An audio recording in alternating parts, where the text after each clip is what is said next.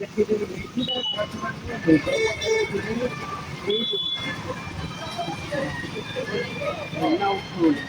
ହେ guys କେମିତି ଅଛନ୍ତି ଆପଣ ମାନେ ଆଉ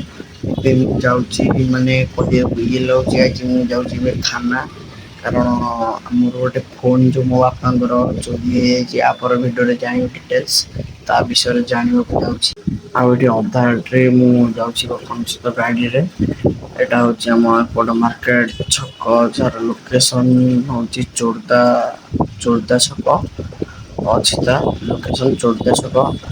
ଆଉ ଆମେ ଯାଉଛୁ ଚାଲ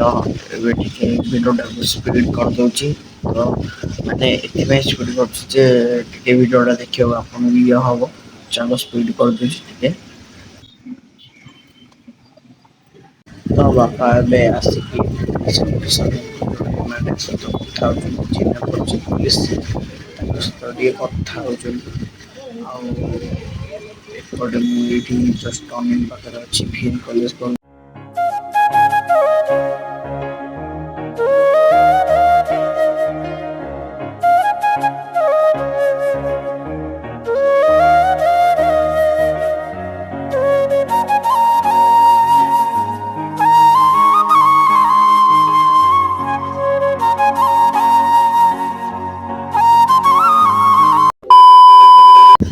हे गाइस ଏବେ ଦେଖ ମୁଁ ଯୋଉଠି ଦେଖଉଛି ଥାନା ପାଖରେ ଆଉ ବାପା ମୁଁ ଏପଟେ ଯିବି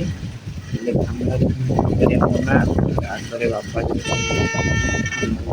ତ ଏଠି ଆଗକୁ